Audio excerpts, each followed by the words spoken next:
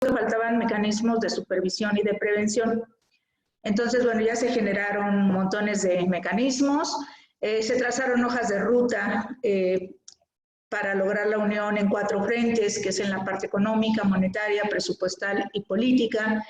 Y les contaba más cosas, pero a una década de la crisis terminaba yo diciendo que se había realmente terminado y mi respuesta era que no. ¿Y por qué no? Porque a 10 años seguía un alto desempleo. El alto desempleo siempre lo va a generar la crisis. Hay 2 efectos de la crisis, que es la caída tremenda, como ya lo veíamos en la mañana, del Producto Interno Bruto, más o menos regular, pero siempre va a caer. Y luego, como efecto de esa caída del Producto Interno Bruto, pues es el incremento de desempleo.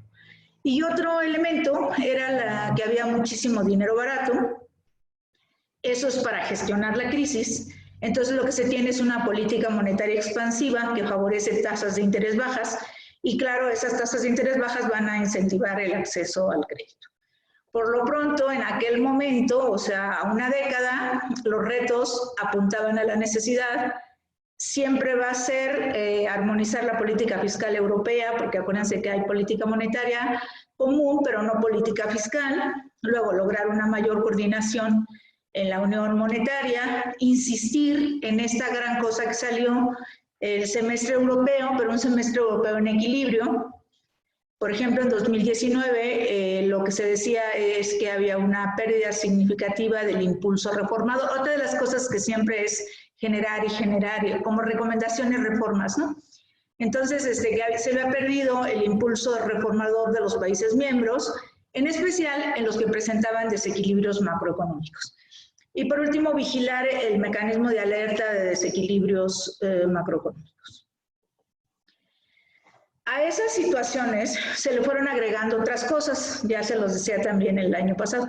Y les decía que, bueno, pues uno de las cosas más complejas era la guerra comercial Estados Unidos-China, que ya la vimos en la mañana, la vamos a ver después también con Gaby, y bueno, esto va a ser un asunto que todavía le falta mucho, ¿no? Entonces, esta guerra, con los efectos que genera para el mundo, en especial para la Unión Europea, que es a través de la imposición de aranceles a una serie de productos que comercian, ¿no? Extensión de los mismos a Europa y a otros países. Y bueno, lo que tenemos es que el conflicto ha crecido y se mantiene en la agenda, se recrudece, ¿no? Se ha recrudecido. Bueno, eso yo ya no les voy a contar más, o sea, sigue el conflicto. Y luego también algo que lo hace más problemático es la reelección o salida de Trump. Entonces, porque el virus está complicando la reelección, o sea, antes como que, digamos, el año pasado, yo terminaba diciendo que lo más seguro era que se reelegía, o ya no puedo decir eso. Lo bueno es que ya falta muy poquito para saberlo, ¿no? Porque por el mal manejo del COVID, ¿no? Que es lo que se le achaca, y entonces ahorita pues no es tan seguro eso de que realmente esté nuevamente, ¿no? Gane quien gane, o sea, gane quien gane, o si repite, de todas maneras, esta guerra es problema, ¿no? Otra cosa que les comentaba era lo de la economía alemana. En aquel tiempo les decía que se estaba desacelerando, hoy ya está en recesión. No solamente la economía alemana, sino casi el mundo, ¿no? Entonces les contaba que en el último trimestre no había crecido, en el último trimestre del año pasado no había crecido, y que su crecimiento anual fue del 0.6 en el 2019, no registrado desde el 2013. Hoy, en el segundo trimestre del 2020, este PIB cayó 8.9, es el peor dato, ¿no? Desde el 2000, y el segundo peor desde la reunificación. Nunca antes visto esto desde los últimos 50 años. Entonces aquí va la gráfica, ¿no? En este PIB trimestral vemos esta caída del menos 4 en el 2009 y ya vemos en el segundo trimestre de este año, pues el 8.9, menos 8.9. Entonces sí se ve. Bueno, ¿por qué es tan importante? Ya no tengo que decir después de lo que se habló de Alemania, pues la importancia de Alemania en la Unión Europea y en el mundo. Otro síntoma de la parálisis alemana fue la pérdida de ingresos por la recaudación fiscal, ¿no? Se estimaba en una caída del 10%, la tasa de desempleo, ya para que en Alemania se diga tasa de desempleo 5.8, aún con todos los esfuerzos que se hicieron en esta crisis, de que, por ejemplo, se llegaron a a pactar con las empresas pues la mitad de los salarios, medio tiempo, o sea, se hicieron muchas cosas para tratar de resolver y aún así hay este desempleo. Bueno, seguimos, ¿no? En abril, por ejemplo, del 2020, Alemania aquí, en uno de los sectores más golpeados de Alemania, pues es el sector automotriz donde es líder, ¿no? Otro asunto, pues lo del Brexit, que ya también lo vimos en la mañana, ¿no?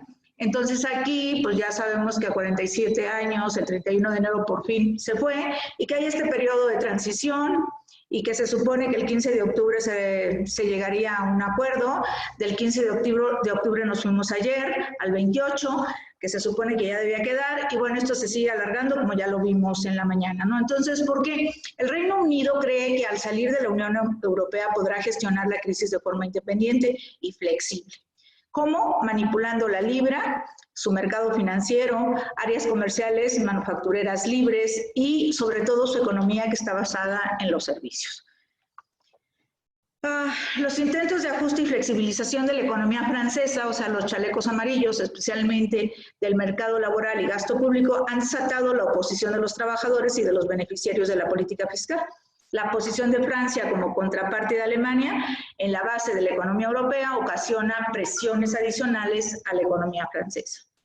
Entonces, que no le ha pasado nada bien con esto de los chalecos amarillos. Y por último, pues llega otra cosa que complica aún más el escenario, que es el COVID, y que está generando pues una gran incertidumbre, ¿no? Porque todo el mundo pensaba que llegaba en estos primeros meses y que para el verano estaba resuelto, como así lo vive Europa, y no esperaban este segundo rebrote que está siendo muchísimo más fuerte también, ¿no? Entonces el COVID llegó como el elemento que llevó al mundo a un contexto de pérdidas generalizadas.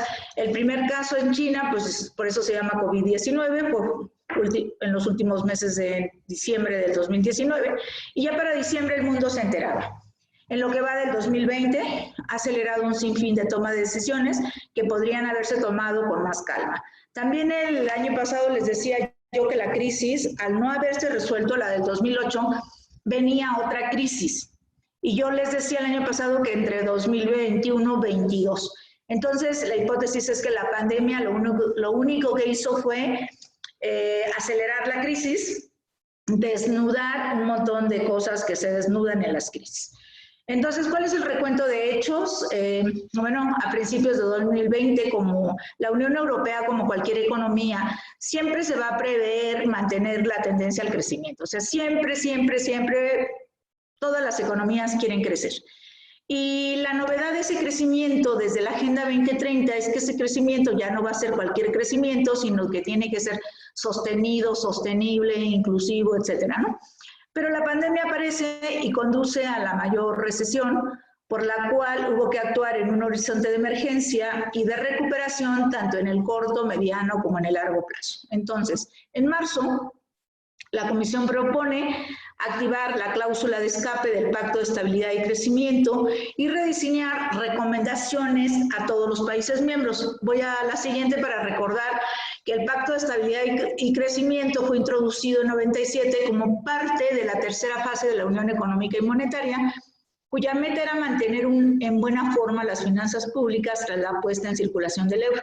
Sin embargo, en 2011, tras la crisis de la deuda, la Comisión decide una segunda reforma de ese pacto, conocida como Six-Pack, y entre ellas establece la cláusula de escape, que como decía en la mañana Damaso, estas cláusulas se ponen para no ser usadas, y sin embargo, bueno, pues acá ya nos estamos remontando a esta cláusula que sí se puso, y que esta cláusula permite a los Estados miembros poner en marcha medidas presupuestarias dentro de las vertientes preventivas, o sea, es esto, ¿no? Prevenir y no corregir. Entonces,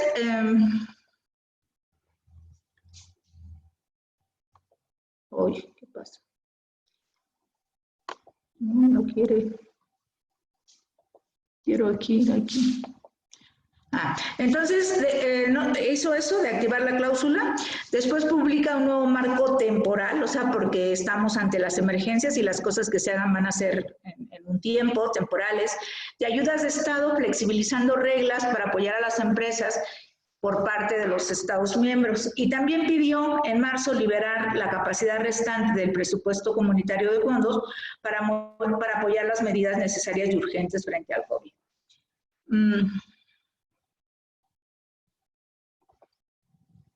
En paralelo, las autoridades monetarias y supervisoras crearon o ampliaron programas para apoyar la liquidez, flexibilizaron algunos requisitos para facilitar el mantenimiento de esa liquidez, pero a pesar de todo eso, los esfuerzos, los Estados miembros asumieron los costos del shock que significó la pandemia, porque al principio, también ya lo hablamos en la mañana, no hubo esta coordinación de la Unión Europea, sino que los países empezaron a responder con sus propios medios.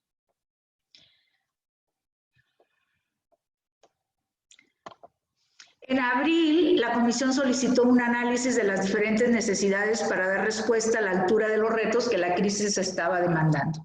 Y en mayo ya vino la gran propuesta de un plan de recuperación que se añadiría al próximo mecanismo financiero plurianual 21-27, no solo para superar la pandemia, sino para sentar bases de un crecimiento, como ya les dije, sostenible, sostenido, inclusivo, que fortalezca la creación de empleo, que se denominó Siguiente Generación Unión Europea, a través de la cual la Comisión obtendría 750.000 millones de euros.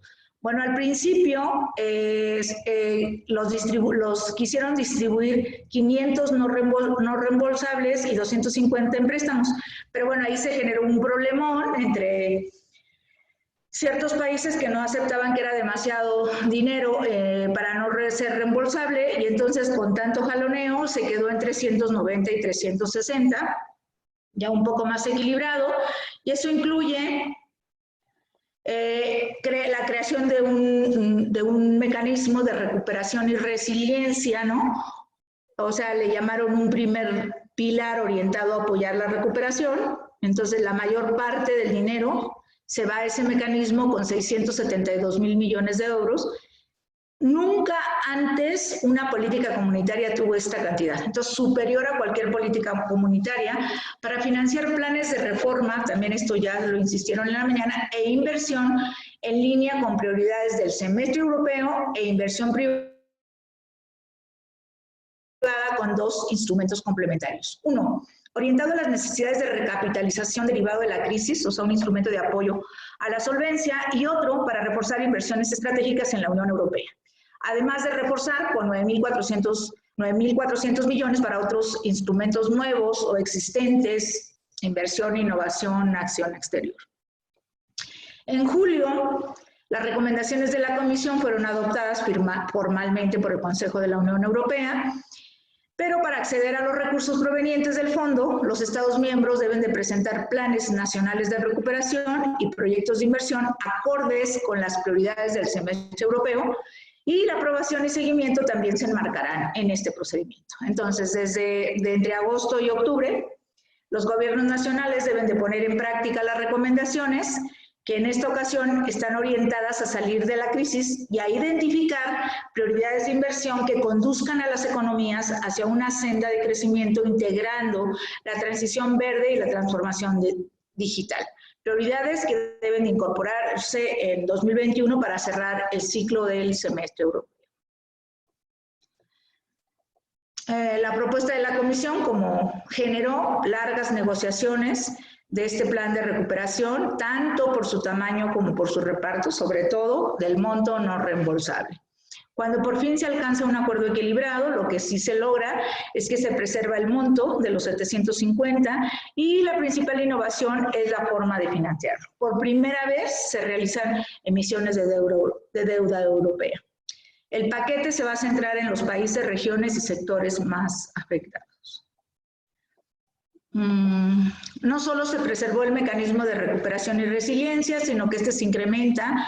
En un primer momento estaba planificado que fueran 560.000, se sube a 672.000 millones, repartido en 312 también para incremento de transferencias y 360 en préstamos, para de esta forma financiar inversiones y lograr las reformas que permitan mejorar el crecimiento.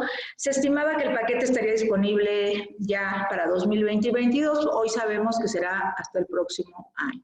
Entonces, ¿cuáles son las conclusiones de todo esto? Bueno, que las crisis demuestran que por más preparadas que estén las economías, hay shock inevitables, y lo que va a suceder es la diferencia de respuesta que dé cada quien.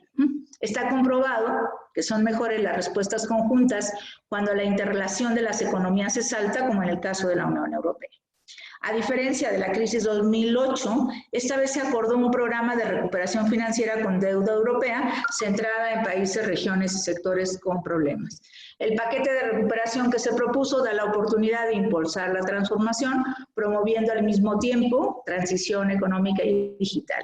Este paquete adelantará inversiones para modelar estructuras productivas del futuro.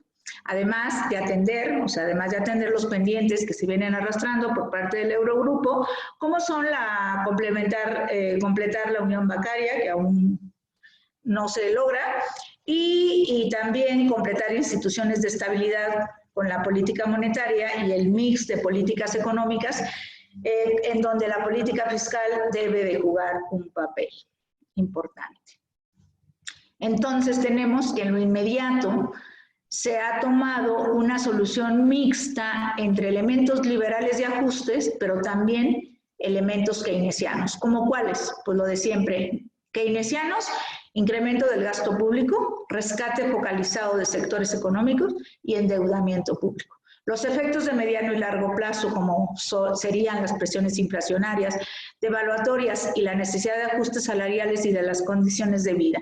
La necesidad también de crear y modificar instituciones, mercados e instrumentos para gestionar y financiar las medidas adoptadas, que podrían ser por impuestos o con deuda en el corto plazo, por clases sociales, que podría ser ver si vas a impactar impuestos directos o indirectos o una política de subsidios y la coordinación. Y todo esto tiene que ser coordinada a nivel de la Unión Europea o nacional a partir de los países miembros. Entonces, en esta última pantalla estoy resumiendo las maneras de resolver las crisis en esta combinación, porque bueno, la solución mixta de lo liberal pues siempre va a ser más fuerte a nivel de shock que las keynesianas, que en un primer momento incrementas el gasto público, pero pues en otro hay que pagarlo, ¿no? Y entonces cuando venga el pago, aunque hoy se ha ido bastante largo, 2058, por allá, devolver eso que va a ser en préstamos, de todas maneras un día hay que regresarlo y hay que ver cómo se va a pagar, ¿no? Entonces, pues esto es a lo que orillan las crisis. Siempre va a haber consecuencias.